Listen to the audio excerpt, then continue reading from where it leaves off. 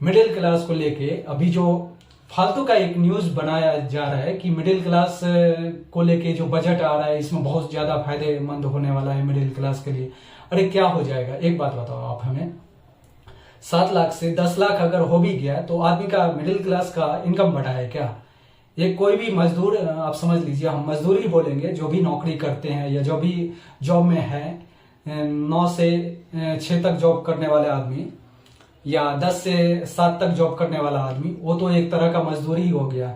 अगर वो साल का 40,000 50,000 रुपया कमा भी लेते हैं और कुछ इन्वेस्टमेंट करके इधर उधर करके टैक्स बचा लेते हैं या गवर्नमेंट को पे कर देते हैं, 10-20 हजार रुपया आप पे करते हैं गवर्नमेंट को, तो वो बड़ी बात नहीं है।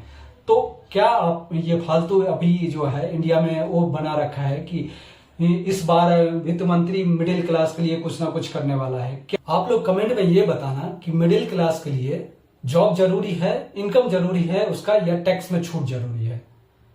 क्या फालतू का वो मचा रखा है कि मतलब बजट आने वाली है और बजट में मिडिल क्लास को छूट मिलने वाला है। अगर मिडिल क्लास का इनकम अगर सच में उतना होता तो मतलब ये थोड़ी ना फोकस करता कि उसको पेमेंट नहीं करना है, टैक्स, इनकम टैक्स का पेमेंट नहीं करना है, या उसका स्लैब जो है 7 लाख से 10 लाख, 10 लाख से 15 लाख ऐसा में आ जाए।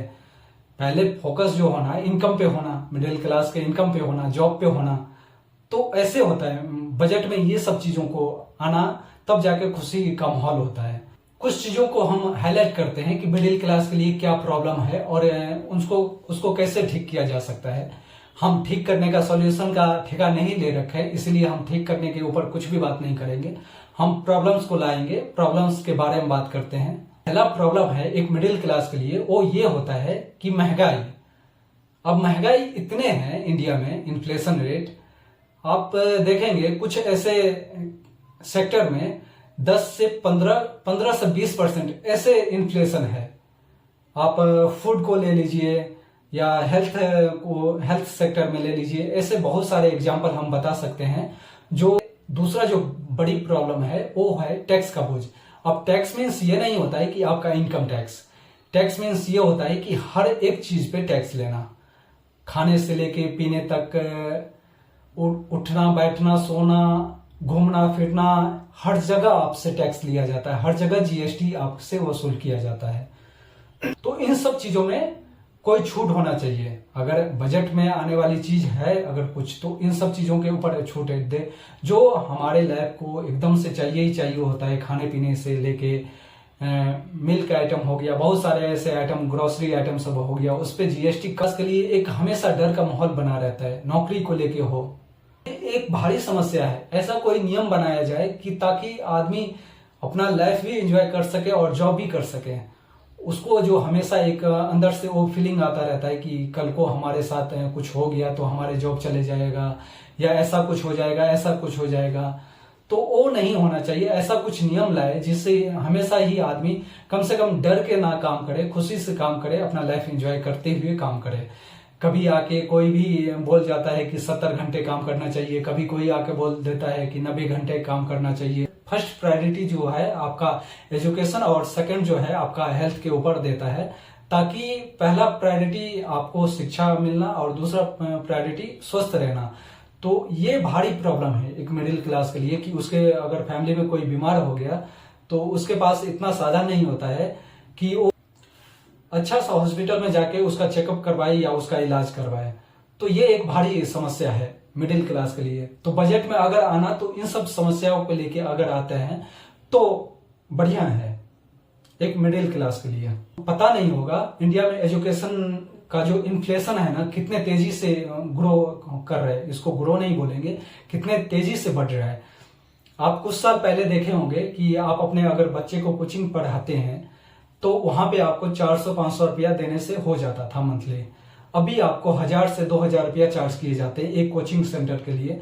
और उसी तरह आपको अगर किसी स्कूल में दाखिला दिलाते हैं तो वहां पे अलग से आपको अलग अलग कैटेगरी का होता है, ये मिडिल क्लास, फिर उसके बाद वाला मिडिल क्लास, फिर अमीर, ऐसे करके। तो आप लोग तो मतलब मिडिल क्लास को इस तरह से मतलब दबा के रखे हैं कि पता ही नहीं चल रहा है कि एक मिडिल क्लास अपने बच्चे को एजुकेशन दे और उस कैटेगरी का एजुकेशन दे कि कल जाके उसको उतना प्रॉब्लम फेस ना करना पड़े जितना कि इस मिडिल क्लास के जनरेशन को फेस करना पड़ता है।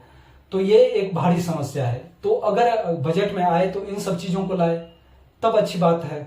और भी बहुत सारा चीज है, जैसे मिडिल क्लास कभी एक अपना घर खरीदने का सपना नहीं पूरा कर सकता है, सोसाइटी का दबाव होता है उसके ऊपर, बहुत सारी ऐसी प्रॉब्लम्स है। इन सब चीजों को अगर लाके वित्त मंत्री इन सब चीजों पे बात करे तो ये एक्चुअल सॉल्यूशन होता है मिडिल क्लास के ऊपर। तो बहुत सारा ऐसे अभी न्यूज चल रहा था कि मिडिल क्लास, तो मैं भी सोचा कि एक मिडिल क्लास के ऊपर वीडियो बनाया जाए। मैं भी मिडिल क्लास से ही बिलोंग करता हूँ, लोअर मिडिल क्लास है अपना, कि ठीक है, लेकिन जो एक्चुअल मिडिल क्लास का कहानी है वो लाए तो समझ में आता है। लेकिन कुछ आदमी बजट में मिडिल क्लास के लिए ये आने वाला है, ये वो आने वाला है, ऐसा कुछ नहीं होने वाला है। अगर गवर्नमेंट अगर कुछ देना चाहती है मिडिल क्लास को, तो हम जो मुद्दे को लेके आए हैं, जो मुद्दे को बात की है वीडियो में, उसके लिए अगर कुछ बजट में लाते हैं तभी जाके हो जाता है। तो हमारा कुछ मेन मुद्दा जो है शिक्षा हो सकता है, एजुकेशन को लेके हो सकता है, हेल्थ पे हो सकता है, ग्रोसरी आइटम पे कुछ जीएसटी को लेके छूट दे सकता है। बहुत सारे ऐसे चीज हैं जिसके ऊपर अगर वित्त मंत्री चाहे तो मिडिल क्लास को इस सब चीजों में छूट देके एक अच्छा सा इन लोगों को राहत दे सकता है। तो हमारा वीडियो में आने का यही मकसद था कि एक्चुअल प्रॉब्लम ये है मिडिल क्लास का, ना कि टैक्स में छूट देने से कुछ उनको बेनिफिट मिल जाएगा। टैक्स में जितना उनको लगाना है, 5 लाख तक था तब भी इनकम टैक्स देना होता था, या 7 लाख है तब भी देना होता है, 10 लाख है तब भी देना होगा।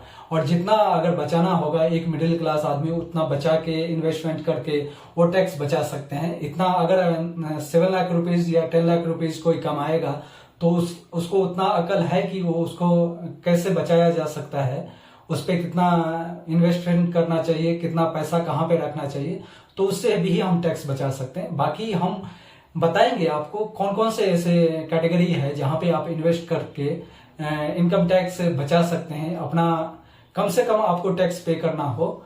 ऐसे कुछ चीजें को हम डिक्लेयर करेंगे कुछ वीडियो में। आज के वीडियो में इतना ही फिलहाल। अगर वीडियो अच्छी लगी तो वीडियो को लाइक कीजिए, सब्सक्राइब कर लीजिए चैनल को और शेयर कीजिए अपने दोस्तों के साथ।